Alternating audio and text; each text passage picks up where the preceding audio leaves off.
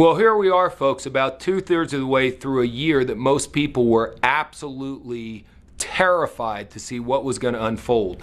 The economy, what's going to happen. Now, I understand for some people it's been very, very difficult, but the bottom line is for many people, they're at least treading water. They're getting by. And I want to remind you a message I brought you in January, that having the mentality that I'm going to survive or I'm going to tread water, even if you're still in that state, even if you've survived, that's all you're doing is surviving. I want to remind you, this is the time to be aggressive. This is the time to reinvent yourself. Being fearful and scared and worried will not serve you in any way, shape, or form. We've got 4 more months left in this year, and this could be an amazingly transformational year for you if you have the nerve and the guts to step in a different direction and try something you've never done before. Or if you can stare that fear and anxiety right in the face and overcome it. Because once again, what's going on right now will pass and we'll be further along the road like every challenge we've ever had in our life. But if you can look this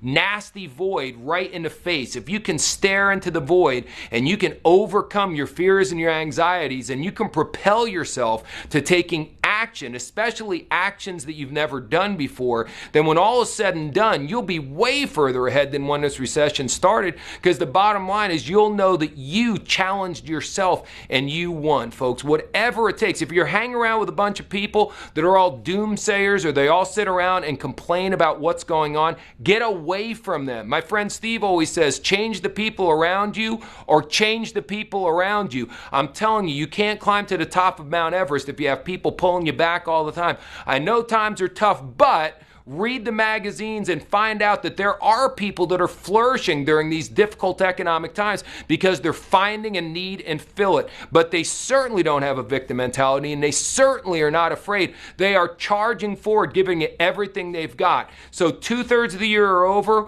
1/3 is left. Let's see what you can do with the remaining third, because even if you've done nothing this far, if you've been paralyzed, if you've been treading water, start swimming forward and maybe you can be even more successful than Michael Phelps.